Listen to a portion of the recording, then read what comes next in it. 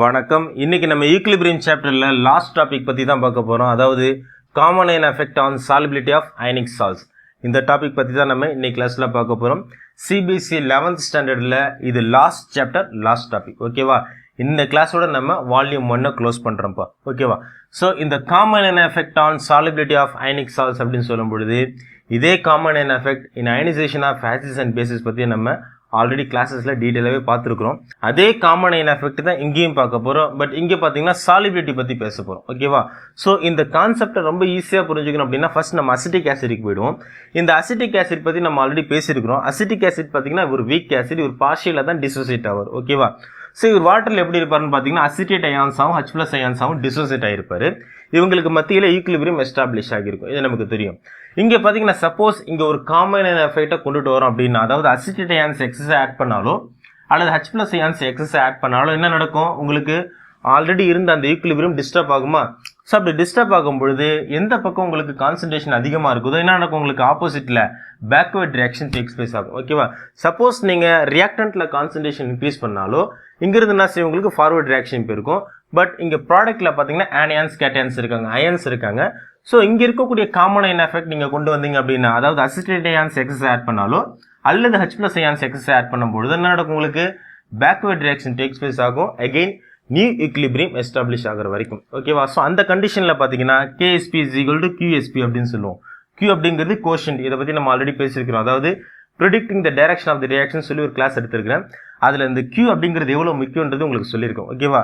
So இப்போ KSP is equal to QSP அப்படின்னு சொல்கிறோம். இப்போ நீங்கள் இங்கே வாங்க. இப்போ இதை தான் நம்ம என்ன சொல்கிறோம்? காமன் அயன் எஃபெக்ட்னு சொல்கிறோம். According to Le Chatelier principle base பண்ணி. ஏன்னா லீ சாட்லே அதுதான் சொல்கிறாரு, ஈக்லிபிரியம் எஸ்டாப்ளிஷ் ஆகியிருக்கக்கூடிய இந்த ரியாக்ஷனில் நீங்கள் கான்சன்ட்ரேஷன் சைடோ அல்லது ப்ராடக்ட் சைட்லையோ, ஃபார் எக்ஸாம்பிள் இங்கே நம்ம ப்ராடக்ட் சைடில் இருக்கக்கூடிய ஆனியான்ஸ் அல்லது கேட்டயான்ஸில் காமன் அயன் எஃபெக்ட் கொடுக்கும் பொழுது reaction backward reaction takes place ஆகி நியூ ஈக்லிபிரியம் எஸ்டாப்ளிஷ் ஆகும் அப்படின்னு சொன்னார் இல்லையா? பட் இங்கே பார்த்தீங்கன்னா NaCl இங்கேயும் வாங்கலேன். இந்த NaCl பார்த்தீங்க அப்படின்னா கம்ப்ளீட் டிசோசியேஷன் ஆயிடுறாங்க. Na+Cl- ஆகும். இது நமக்கு தெரியும். இங்கே நீங்கள் ஹைட்ரோக்ளோரிக் ஆசிட் இருக்கு இல்லையா, அதை கேஸாக என்ன செய்றீங்க அப்படின்னா இந்த NaCl சொல்யூஷனில் பாஸ் பண்ணுறீங்க. ஸோ அப்படி பாஸ் பண்ணும்போது என்ன நடக்கும்னு பார்த்தீங்கன்னா H+ ஆகும், Cl- உங்களுக்கு டிசோசியேட் ஆவாங்களா? இப்படி டிசோசியேட் ஆகிருக்கும் பொழுது இங்கே இருக்கக்கூடிய Cl பார்த்தீங்கன்னா எப்படி இருக்காங்க? காமன் அயன் எஃபெக்டாக மாறுறாங்க பாருங்க. ஏன்னா சேம் Cl- எகெயின் நம்ம எக்ஸஸாக கொடுத்துருக்குறோம். இங்கே தான் அதையே தான் நான் உங்களுக்கு சொன்னேன். சப்போஸ் நீங்கள் அசிட்டேட் அயான்ஸ் எக்ஸஸாக கொடுத்தாலோ அல்லது H+ அயான்ஸ் எக்ஸஸாக கொடுத்தாலோ என்ன நடக்கும்? உங்களுக்கு பேக்வர்ட் ரியாக்ஷன் டேக்ஸ் பிளேஸ் ஆகும்னு சொன்னேன் இல்லையா? திரும்பவும் அசிட்டிக் ஆசிட் ப்ரொடியூஸ் ஆகும்னு சொன்னேன். இப்போ அதே இங்கே பாருங்க, NaCl டிசோசியேட் ஆகிருக்காங்க, Na+ ஆகும், Cl- ஆகும்.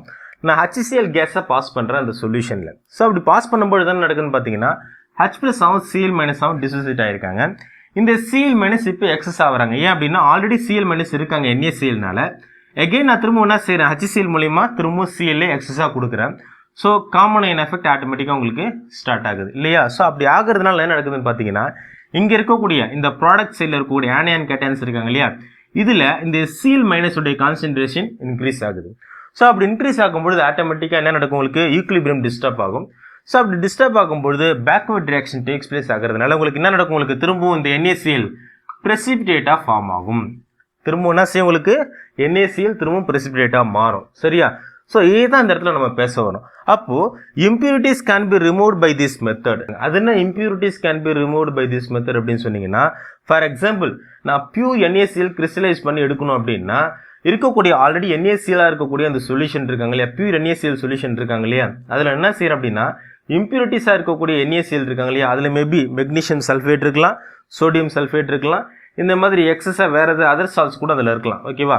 ஸோ அந்த சால்ட் எடுத்து நான் அந்த பியூர் NaCl சொல்யூஷனில் நான் டிசால்வ் பண்ணும்போது என்ன நடக்குன்னு பார்த்தீங்கன்னா இந்த சால்ட்டில் இம்பியூரிட்டிஸாக இருக்கக்கூடிய NaCl இருக்காங்க இல்லையா, அதில் இருக்கக்கூடிய அந்த NaCl இருக்கக்கூடிய காமன் அயன் எஃபெக்ட் இருக்கு பாருங்க, இந்த Cl- இவர் போய் என்ன செய்வார் அப்படின்னா எக்ஸஸ் கான்சன்ட்ரேஷன் இன்க்ரீஸ் பண்ணும்பொழுது பியூர் NaCl எனக்கு கிறிஸ்டலைஸ் பண்ணி எடுக்கிறதுக்கு வாய்ப்பாக இருக்கும். ஓகேவா?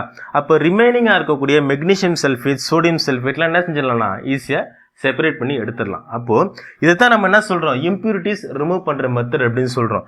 இருக்கக்கூடிய பியூர் NaCl சொல்யூஷனில் இம்பியூரிட்டிஸாக இருக்கக்கூடிய NaCl ஆட் பண்ணும்பொழுது common ion effect takes place ஆகி என்ன நடக்கும்? எனக்கு ஈஸியாக பியூர் NaCl கிறிஸ்டலைஸ் பண்ணி எனக்கு எடுக்கிறதுக்கு வசதியாக இருக்கும். அகைன் இம்பியூரிட்டிஸாக இருக்கக்கூடிய மெக்னீஷியம் சல்ஃபேட், சோடியம் சல்ஃபேட் நான் பிரிச்சு எடுக்கிறதுக்கும் எனக்கு ஈஸியாக இருக்கும். So pure NaCl is obtained by gravimetric estimation. இந்த கிராவிமெட்ரிக் எஸ்டிமேஷன் மூலிமா அதாவது மேக்ஸிமம் குவான்டிடேட்டிவ் அளவில் நான் அதிகமாக எடுக்க முடியும். நிறைய குவான்டிட்டினா செய்யலைனா கிராவிமெட்ரிக் எஸ்டிமேஷன் மூலிமா நான் ஈஸியாக எடுக்க முடியும்.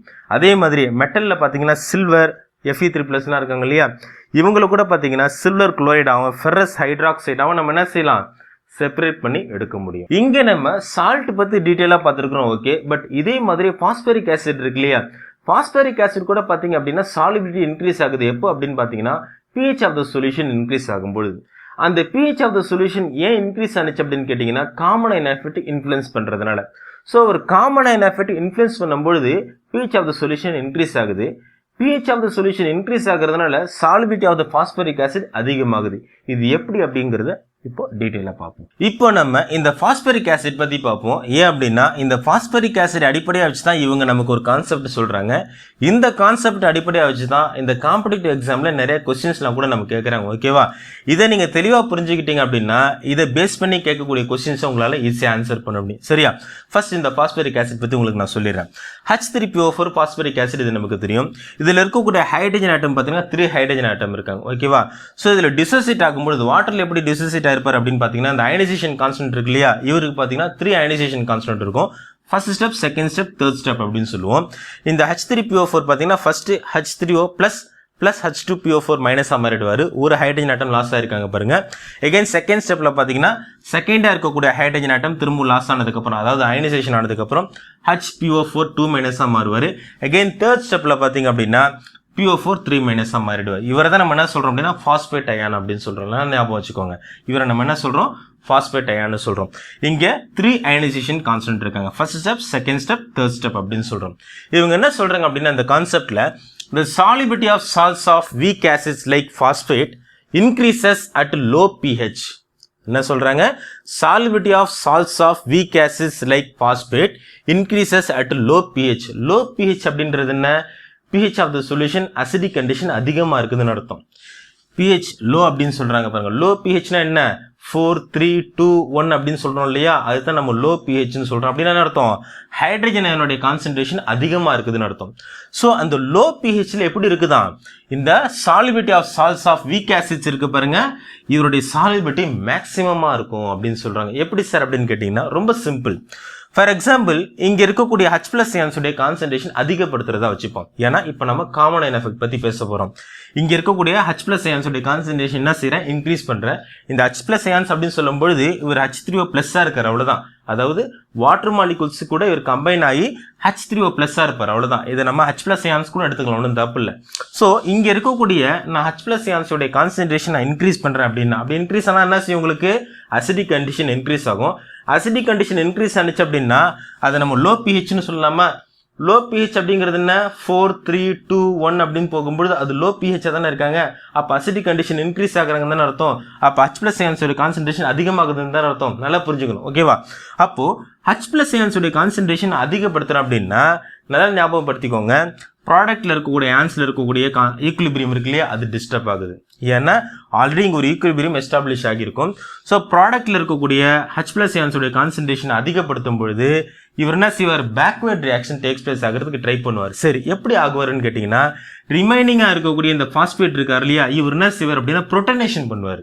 எப்படி சார் புரோட்டனேஷன் பண்ணுவார் அப்படின்னா PO4 3- இருக்கார் இல்லையா, இவர்கிட்ட இருக்கக்கூடிய அந்த H+ அயான்ஸை கேரி பண்ணிக்கிட்டு HPO4 2- மாறுவார். ஸோ அப்படி HPO4 2- மாறும் பொழுது இங்க இருக்கக்கூடிய ஆனியானுடைய கான்சென்ட்ரேஷன் டவுன் ஆகுதா, இவர் ஆனியான்ஸ் தானே. ஸோ இந்த ஆனியானுடைய கான்சென்ட்ரேஷன் டவுன் ஆகும் பொழுது ஆட்டோமேட்டிக்கா இந்த பாஸ்பரிக் ஆசிட் இருக்கார் இல்லையா, வீக் ஆசிட் இருக்கார் இல்லையா, இவருடைய சாலிபிலிட்டி இன்க்ரீஸ் ஆகும். புரியுதா. ஸோ இவருடைய சாலிபிலிட்டி திரும்பினா உங்களுக்கு இன்க்ரீஸ் ஆகும். ஏன் அப்படி நடந்துச்சு, இங்க இருக்கக்கூடிய இந்த பாஸ்பேட் அயான் இருக்கார் இல்லையா, ஆனியான் இருக்கார் இல்லையா, இவர் புரோட்டனேஷன் பண்ணதுனால. ஏன் இவர் புரோட்டனேஷன் பண்ணாரு, இங்க எக்ஸஸா H+ அயான்ஸ் இருந்தாங்க. ஸோ இவர் கேரி பண்ணுறாரு, ப்ரோட்டனேஷன் பண்ணுறாரு. அப்படி ப்ரோட்டனேஷன் பண்ணும்பொழுது இந்த பாஸ்பேட் அயான்ஸ் HPO4 2- ஆவோ அல்லது H2PO4- ஆவோ மாறலாம், எப்படி வேணாலும் இருக்கலாம். பட் கண்டிப்பாக இங்கே இருக்கக்கூடிய H+ அயான்ஸை அவர் கேரி பண்ணுறாரு. ஸோ அப்படி கேரி பண்ணும்பொழுது ஆனையனுடைய கான்சன்ட்ரேஷன் டவுன் ஆகுது. ஸோ இந்த ஆனையனுடைய கான்சன்ட்ரேஷன் டவுன் ஆகும் பொழுது ஈக்குலிபிரியம் எகைன் திரும்ப டிஸ்டர்ப் ஆகுது. ஸோ இங்கே இருக்கக்கூடிய பாஸ்பரிக் ஆசிட் என்ன செய்வார், காம்பன்சேட் பண்ணுறதுக்காக நியூ ஈக்குலிபிரியம் எஸ்டாப்ளிஷ் பண்ணுறதுக்காக என்ன செய்வார், இங்கே சாலிபிலிட்டி இன்க்ரீஸ் பண்ணுவார். ஸோ அவங்க என்ன சொல்கிறாங்க பாருங்க, this is because at lower pH the concentration of anions decreases. இங்க இருக்கக்கூடிய concentration of anions என்ன செய்யுது, டிக்ரீஸ் ஆகுது due to its protonation. அதுதான் இப்போ நான் சொன்னேன், இந்த protonation காரணமா இங்க இருக்கக்கூடிய அயனுடைய concentration டிக்ரீஸ் ஆகுது. This increases the solubility of the salt, so that KSP is equal to QSP. இந்த KSP QSP அப்படின்னு சொல்றது ஒன்றும் இல்லை, கோஷன்ட்டை தான் நம்ம மீன் பண்ணுறோம், அந்த மெஷர்மெண்ட் தான். ஓகேவா? So this increases the solubility of the salt. அப்போ இதுதான் என்ன செய்யுது உங்களுக்கு, இந்த solubility of the weak acid இருக்காங்க இல்லையா, வீக் பாஸ்பரிக் ஆசிட் இருக்காங்க இல்லையா, இவரை இன்க்ரீஸ் பண்ணுது. இப்போ உங்களுக்கு புரியுதா? அதாவது காமன் அயன் எஃபெக்ட் அப்படிங்கிறது இந்த சாலிபிலிட்டியில் எந்த அளவுக்கு இன்ஃப்ளூயன்ஸ் பண்ணுது பாருங்க. இந்த காமன் அயன் எஃபெக்ட், அதாவது இங்கே இருக்கக்கூடிய H+ அயான்ஸுடைய கான்சன்ட்ரேஷன் இன்க்ரீஸ் பண்ணுறோம், அசிடிக் கண்டிஷனாக இருக்குது. ஸோ அப்போ அது காமன் அயன் எஃபெக்ட் தான். ஓகேவா? காமன் அயன் இன்க்ரீஸ் ஆகுறதுனால இங்கே இருக்கக்கூடிய பாஸ்பேட் அயன் என்ன செய்யறாரு, ப்ரோட்டனேஷன் பண்ணுறாரு. ஸோ ப்ரோட்டனேஷன் பண்ணுறதுனால இங்கே இருக்கக்கூடிய ஆனையன் டிக்ரீஸ் ஆகுறாங்க. அப்படி டிக்ரீஸ் ஆகுறதுனால இங்கே இருக்கக்கூடிய வீக் ஆசிட் இருக்கார் இல்லையா, பாஸ்பரிக் ஆசிட், இவருடைய சாலிபிலிட்டி இன்க்ரீஸ் ஆகுது. ஓகேவா? ஸோ இவ்வளோ தான், இதை தான் இந்த கான்செப்டில் அவங்க டீட்டெயிலாக எக்ஸ்பிளைன் பண்ணுறாங்க. ஸோ இந்த ஈக்குவேஷன் நீங்கள் மனசில் வச்சு நீங்கள் இதை படிக்கும்பொழுது உங்களுக்கு ஈஸியாக புரியும் இந்த கான்செப்ட். இதை பேஸ் பண்ணி நிறைய கொஸ்டின்ஸ் கேட்குறாங்க, நீட் கொஸ்டின்ஸ்லாம் கூட.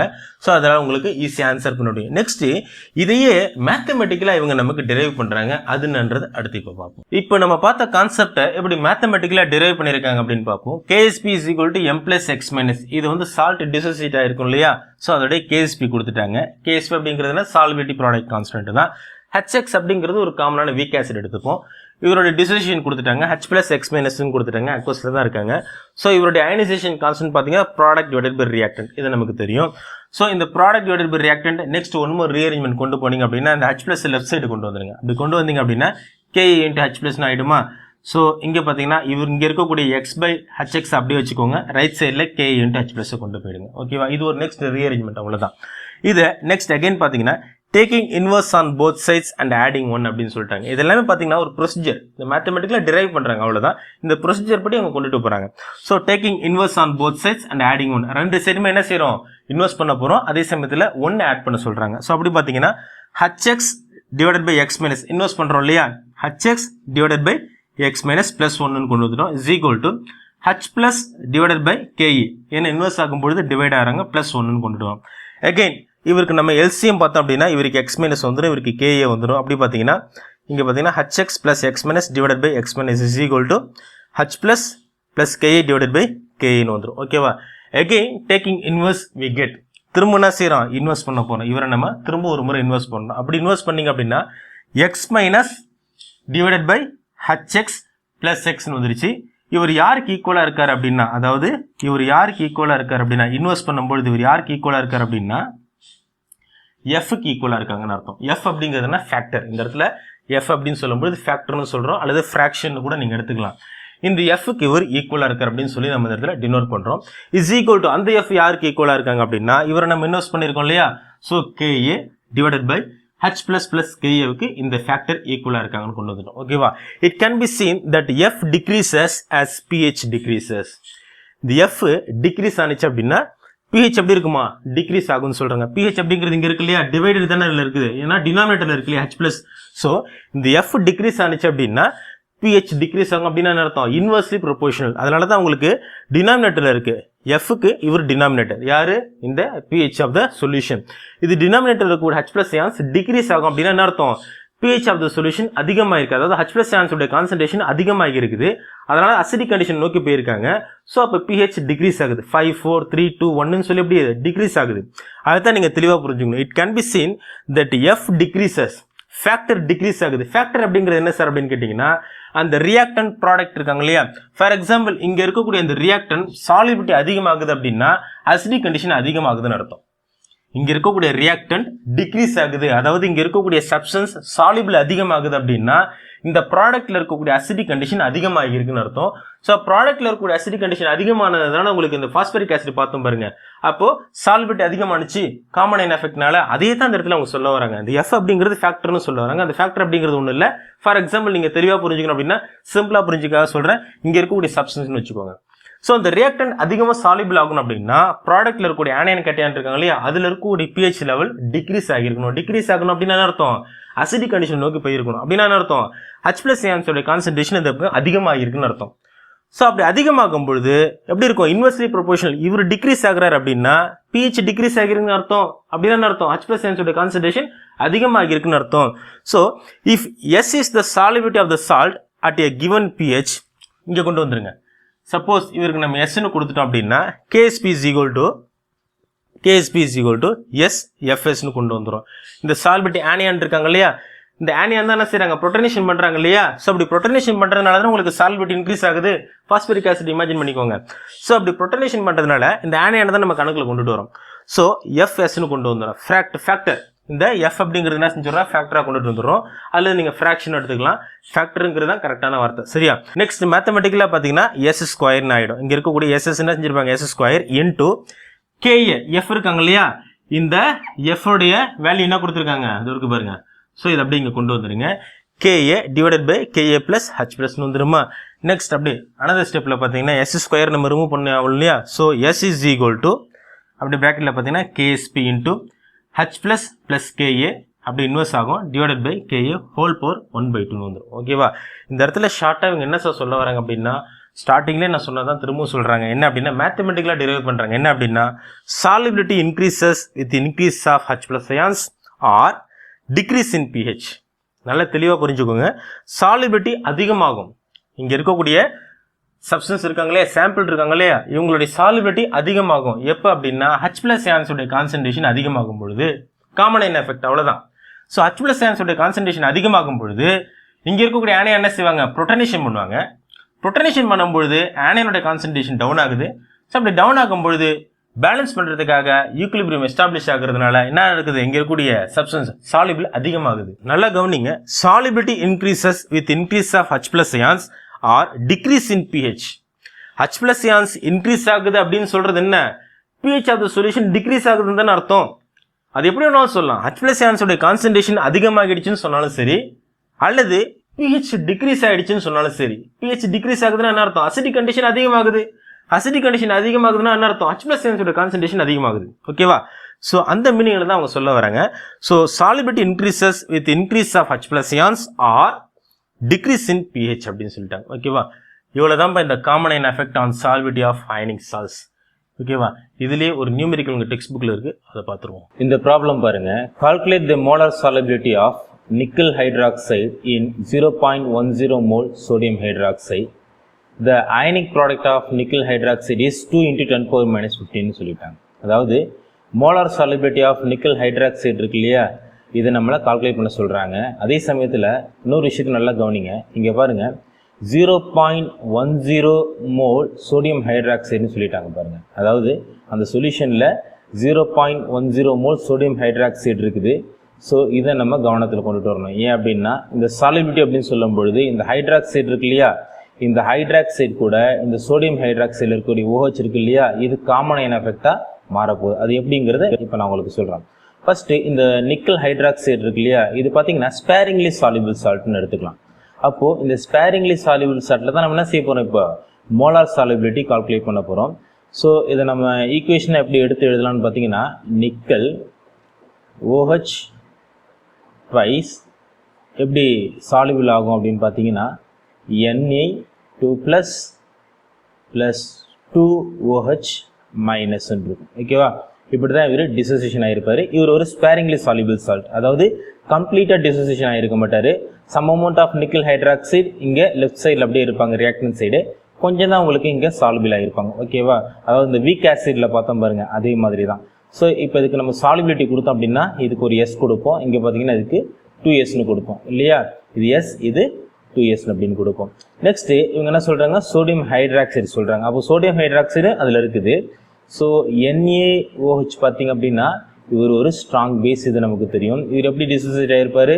Na+ + OH மைனஸ்னு ஆயிருப்பார். ஓகேவா? இப்போ இந்த OH இதிலே தான் இருக்காங்க. இவர் தான் என்ன செய்ய போகிறாரு, இப்போ இந்த காமன் அயன் எஃபெக்டாக மாறத்துக்கு வாய்ப்பு அதிகமாக இருக்குது. ஸோ இவருடைய கான்சன்ட்ரேஷன் பார்த்தீங்கன்னா எப்படி இருக்குன்னு பார்த்தீங்கன்னா 0.1 மோல்னு இருக்கும். சார் சோடியம் இருக்காதான்னு கேட்டிங்கன்னா இவர் காமன் அயன் கிடையாது. இங்கே OH மைனஸ் அயன் மட்டும் தான் எப்படி இருக்காங்க, காமன் அயன் எஃபெக்டாக இருக்காங்க. ஸோ இதை நம்ம என்ன செஞ்சிடலாம், இக்னோர் பண்ணிடலாம். இது நமக்கு தேவையில்லை, இதை நீங்கள் கன்சிடர் பண்ணாதீங்க. OH மைனஸ் மட்டும் நீங்கள் ஃபோக்கஸ் பண்ணுங்க. ஓகேவா? இப்போ இதுக்கு நம்ம எப்படி சாலிபிலிட்டி எடுத்து எழுதலாம், அதாவது ரெண்டுத்தையும் ஆட் பண்ணி நம்ம எப்படி எடுத்து எழுதலாம்னு பார்த்தீங்கன்னா இதுக்கு எஸ் அப்படி தான் வரும். இன்ட்டு 2s இருக்கு இல்லையா, இந்த 2s ப்ளஸ் 0.1 மோல் அப்படின்னு வந்துடும். ஓகேவா? இந்த 2s அப்படின்னு சொல்லும் பொழுது இந்த நிக்கல் ஹைட்ராக்சைடில் இருக்கக்கூடிய இந்த OH மைனஸ் இருக்காங்க இல்லையா, இவருடைய 2s அப்படியே கொண்டு வந்துடுறோம். ப்ளஸ் இந்த சோடியம் ஹைட்ராக்சைடில் தானே இதை நம்ம ஆட் பண்ணியிருக்கோம். அப்படி தான் சொல்கிறாங்க பாருங்கள். இந்த calculate the molar solubility of nickel hydroxide in 0.10 mole sodium hydroxide னு சொல்லிட்டாங்க.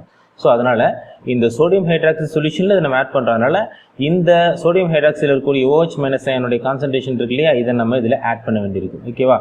சரி, இப்போ நம்ம KSPக்கு வருவோம். KSP கொடுத்துட்டாங்க, அதாவது சாலிபிலிட்டி ப்ராடக்ட் கான்ஸ்டன்ட் இது வரைக்கும் பாருங்கள்.